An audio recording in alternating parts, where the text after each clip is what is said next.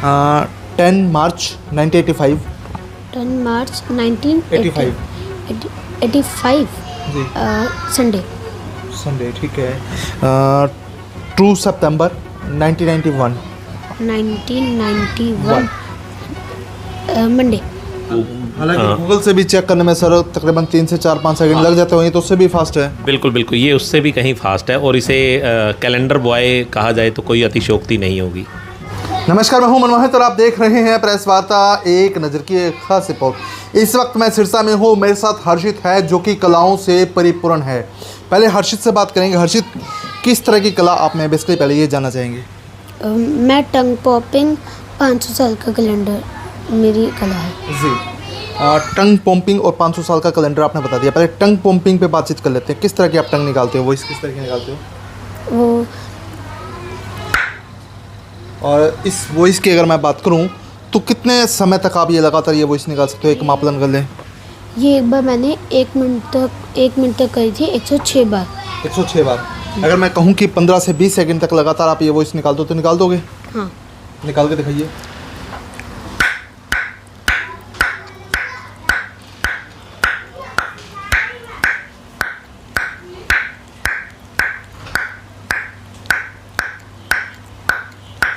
चलिए, ठीक है।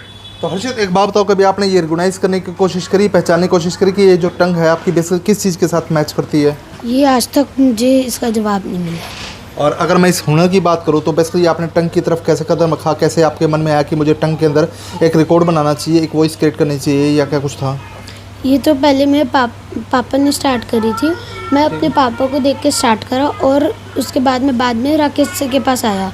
राकेश सर ने मेरा देखा और उन्होंने मेरा रिकॉर्ड बनवाया। राकेश सर, क्या कुछ कहना चाहेंगे आप छोटे छोटे बच्चों में जब इस तरह के हुनर्स आते हैं और छोटी सी उम्र में ही प्रतिभाओं के माहिर बन जाते हैं? अब मैं टंग की बात करूँ, पहले इसी के ऊपर आप बातचीत करेंगे।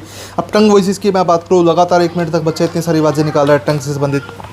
देखिए मनमोहित जी, वैसे तो हर इंसान के अंदर कुछ ना कुछ टैलेंट रहता है और सिर्फ ज़रूरत है हमें उसे पहचानने की। ऐसा नहीं होता कि ये सिर्फ बच्चों के अंदर टैलेंट रहता है, हमारे बड़ों के अंदर भी रहता है, लेकिन हम इतना अपने आप को बिज़ी कर लेते हैं कि हमें कुछ पता नहीं चलता। क्योंकि मैं बच्चों के साथ काम करता हूँ, बच्चों के सबकॉन्शियस माइंड पे वर्क करता हूँ, तो बहुत सारे बच्चे मेरे पास अलग अलग तरीके के आते रहते हैं ट्रेनिंग लेने के लिए। तो इसी तरीके से एक दिन हर्षित मेरे पास आया हुआ था, तो इसने मुझे अपने एक जो भगवान ने इसे एक खूबसूरत कला के साथ नवाजा है, तो ये आया, इसने मुझे अपना टैलेंट दिखाया। हालांकि ये रिकॉर्ड बनाना चाहता था जिससे जो कि मेरी ट्रेनिंग के द्वारा, लेकिन मुझे लगा भी जो कुदरत ने इसे दे के नवाजा है उस टैलेंट में क्यों ना एक रिकॉर्ड बनाया जाए। और हमने इस टैलेंट को कहीं से मतलब ना कर नहीं पा रहे थे कुछ ऐसा रिकॉर्ड, तो बहुत सारी ऐप्स थी, जैसे अपने वॉल्यूम का पैरामीटर जो होता है डेसीमीटर, जिसमें कि अपन इसको नाप सकते हैं। तो वो हमने इसको चेक किया और हमने गूगल पे बहुत सारा सर्च किया, तो इतनी ऊंची आवाज़ निकालना पॉसिबल नहीं था। और फिर बात आती थी कि इतनी ऊंची आवाज़ फिर इसका रिकॉर्ड कैसे बने। तो 60 सेकंड के अंदर कंटिन्यूसली बनाने का रिकॉर्ड जो था वो हमने बनाया 106 बार, तो बहुत ही बढ़िया था। तो सेकेंडली फिर जब हर्षित मेरे पास आ रहा था तो मैंने एक और टैलेंट से मैं देखा, इसकी कैलकुलेशन बड़ी फास्ट थी और इसके अंदर ना जो जज्बा जो जुनून था वो और भी रिकॉर्ड बनाने का था। तो इससे पहले मेरे पास बच्चे थे जो 300 साल का कैलेंडर याद कर चुके थे, जिसमें आप कोई भी डेट देते हैं तो उस दिन क्या वार था वो बच्चे आंसर कर देते हैं। तो मतलब उस दिन की कोई भी मैं डेट दूं, रैंडमली कोई भी डेट मैं बता दूं, डेट ऑफ बर्थ बता दूं या कोई भी डेट बता दूं, आप इसे 200 साल पीछे और 100 साल की कोई भी आगे की डेट अपन देते थे तो बच्चे उसका आंसर कर देते थे। तो लेकिन जो 300 साल नहीं, इसने मुझे कहा कि सर मैं और थोड़ा सा आगे बढ़ना चाहता हूँ, मुझे या तो उससे में ज़्यादा जल्दी आंसर देना है या मुझे कुछ बड़ा और करना चाहिए। तो फिर हमने बैठ के डिसाइड किया कि हम कुछ ना कुछ 200 साल के कैलेंडर इसे और याद करवा दें। तो देखिए, याद करना टेक्निक थी वो एक अलग बात थी, लेकिन इसने बहुत ही जल्दी ग्रैब कर लिए, वो इसका टैलेंट था। तो इसने बहुत ही जल्दी, बहुत ही कम टाइम में, बहुत ही स्पीडली आंसर देने का रिकॉर्ड बनाया। हर्षित, मैं अगर आपको कोई भी डेट ऑफ बर्थ बताऊंगा या फिर मैं मान लो कोई भी डेट बता दूंगा आपको, तो आप उसको बता दोगे कौन सा दिन था उस दिन? हाँ। पक्की बात है? चलिए, मैं आपको एक डेट ऑफ बर्थ देता हूँ, 5 फेब 1987। आप मुझे बता पाएंगे उस दिन क्या दिन था? 5 फेब 1987 जी, थर्सडे। ओके। 1 मार्च 1989। 1 मार्च 1989 वेडनेसडे। ओके। 10 मार्च 1985। 10 मार्च 1985 जी संडे। संडे, ठीक है। 2 सितंबर 1991 1991 मंडे। मंडे। 3 मार्च 1995 फ्राइडे। तो आपको सब कुछ कंफर्म है कि जो आपने मुझे दिन बताए हैं वो बिल्कुल क्लियर, क्योंकि मैं मैच नहीं कर रहा हूँ, जितने लोग वीडियो को देख रहे हैं वो कमेंट्स करेंगे अगर आपकी कोई भी बार गलत होता है। आप कंफर्म है कि आपने जो बताया बिल्कुल ओके है? हाँ। तो बच्चे में सर इस तरह का हुनर है और कॉन्फिडेंस भी बहुत माहिर है कि हमने हालांकि दिन चेक नहीं किए, हालांकि ये बिल्कुल क्लियर है कि कोई भी वीडियो में कमेंट करेगा तो बिल्कुल ओके ही करेगा। इसके प्रति क्या कुछ कहेंगे, इतना कॉन्फिडेंस कहाँ से आता है? सर वैसे तो मैं ये सारे आंसर कर ही रहा था, मेरे से भी जल्दी आंसर ये कर रहा था और मुझे भी डाउट था कहीं में इसका कोई गलत ना हो जाए। तो मैं दर्शकों से बताना चाहूँगा इसमें से इसका एक भी आंसर गलत नहीं है। तो आपके दर्शकों को मैं एक चीज़ और बताना चाहूँगा भाई, यदि जैसे इसने कोई भी क्वेश्चन आपने किया तो अब उसका आंसर चेक कैसे करेंगे? तो गूगल के ऊपर जैसे रहता है, अपन यहाँ पर जाते हैं, मान लो मेरा बर्थ 4 जून 1981 डे, तो ये गूगल पे जाके हम बोलते हैं तो वो गूगल भी आपको आंसर कर देता है कि उस दिन क्या वार था। तो हालांकि गूगल से भी चेक करने में सर तकरीबन 3 से 4-5 सेकंड लग जाते होंगे, तो उससे भी फास्ट है। बिल्कुल बिल्कुल, ये उससे भी कहीं फास्ट है और इसे कैलेंडर बॉय कहा जाए तो कोई अतिशयोक्ति नहीं होगी जी। अच्छा हर्षित, जब आप अपने दोस्तों के बीच में जाते हैं, हालांकि आप में कई तरह के हुनर्स हैं, चेस की मैं बात करूँ, कैलेंडर की मैं बात करूँ, टंग की मैं बात करूँ, तो कई तरह के हुनर्स आप में हैं। जब आप दोस्तों के बीच जाते हैं तो वो किस तरह का रिस्पॉन्स देते हैं, क्या कुछ कहते हैं आपसे, क्या कुछ पूछते हैं आपसे? मेरे से पूछते हैं कि एक मिनट, एक बार ये टंग पॉपिंग करके दिखा, एक बार इस डेट का आंसर बता, ये ऐसे पूछते हैं।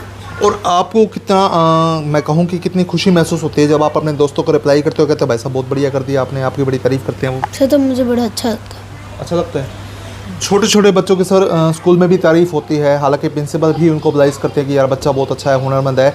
तो अन्य बच्चे भी इस तरह का बन पाएँ, उसके लिए क्या कुछ प्रयास आपकी तरफ से रहें? बहुत सारे प्रयास इसी तरीके से रहते हैं कि हम अलग अलग बच्चों को अलग अलग ट्रेनिंग्स दें और उनके हुनर को पहचानें, मतलब उनके अंदर जो इनबिल्ट टैलेंट है, जो उनकी काबिलियत है, उसको हम आगे निखारें और आगे लेके जाएं।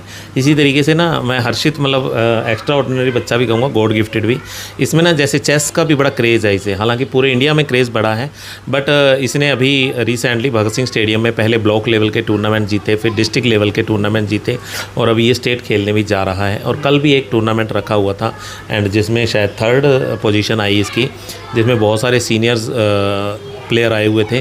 तो उन सब के बीच में भी ये बहुत ही मतलब उम्दा गेम खेलता है, बहुत ही अच्छी। जी। तो हर्षित, परिवार की तरफ से कितना सपोर्ट आपको मिल रहा है? चलो फ्रेंड सर्कल का तो आपने बता दिया कि आपको ब्लाइज भी कर रहे हैं, प्रिंसिपल्स वगैरह भी आपको कोऑपरेट करते हैं, आपको बताते हैं बहुत अच्छा प्रयास करेगा। फैमिली की बात करें तो आपकी फैमिली में कौन कौन है, कितना सपोर्ट आपको करते हैं? मेरी मम्मी, भाई, पापा, दादी पापा मुझे बहुत सपोर्ट करते हैं कि तू कर, अच्छे से कर और ये आराम से करता जा। जी।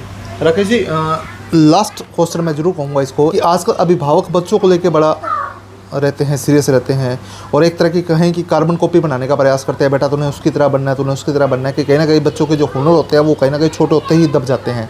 तो अभिभावकों को आपकी तरफ से ऐसी क्या कुछ अपील रहेगी? देखिए, इसमें मैं मोस्टली पेरेंट्स जितने भी मिलते हैं तो मैं पेरेंट्स को ये बोलता हूँ भी छोटी एज के अंदर जब बच्चा बहुत जल्दी सीख रहा होता है, वो 5 साल से 10 साल 11 साल के बीच में ना बच्चे के पास टाइम भी होता है और उसको बहुत कुछ सिखाया भी जा सकता है। और उस टाइम यदि हम उस बच्चे के टैलेंट को पहचान लें तो बच्चे को उसी चीज़ में आगे लेके जाया जा सकता है। बट यदि मैं थोड़ा सा और आगे चलते हैं, बच्चा जब 9th-10th में हो जाता है तो उस बच्चे के पास ऑप्शन नहीं बचता है, वो स्टडी का बर्डन इतना हो जाता है कि वो दूसरी एक्टिविटी में पार्टिसिपेट भी शायद नहीं कर पाता। तो उन पेरेंट्स से कहूँगा कि आप छोटी एज के अंदर ही बच्चों को कुछ भी सिखाना शुरू कर देंगे तो बच्चे उस टाइम जल्दी भी सीखेंगे और हमें उसकी प्रतिभा का जल्दी पता भी चल जाएगा। तो छोटी एज के अंदर ही आप उसे हर 2 महीने 4 महीने बाद कुछ डिफरेंट भी करवा सकते हैं और जहाँ आपके पता चलता है भी बच्चे को यहाँ ज़्यादा इंटरेस्ट आ रहा है या बच्चा यहाँ बहुत बढ़िया परफॉर्म कर रहा है तो उसे उसी एक्टिविटी में आगे भी लेके जाया जा सकता है। तो पेरेंट्स को ज़रूरत है कि अपने बच्चों के टैलेंट को पहचानने की। हालांकि कार्बन कॉपी बनाने का प्रयास ना करें। नहीं, कोई भी कार्बन कॉपी ऐसा कुछ होना नहीं चाहिए कि उस बच्चे ने उसने इतना किया मैंने इतना, सबका टैलेंट अलग अलग है और ज़रूरत है आपको बच्चे के टैलेंट को पहचानने की। वो मैं कहता हूँ ना, कहते हैं ना गर्मी जून में होती है, मैं कहता हूँ ना गर्मी जून में होती है ना गर्मी खून में होती है, असली गर्मी जुनून में होती है। तो जुनून जगाइए आप अपने बच्चों का, तो बहुत बच्चे आपके आगे निकलने वाले हैं।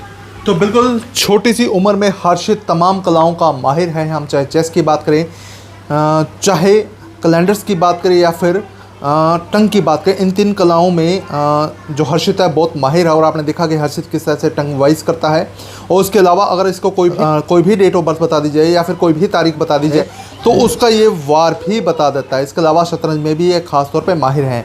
तो इस वीडियो को आप शेयर कर दीजिए ताकि अधिक से अधिक लोगों तक तमाम ये जानकारी पहुँच जाए। बहुत बहुत धन्यवाद।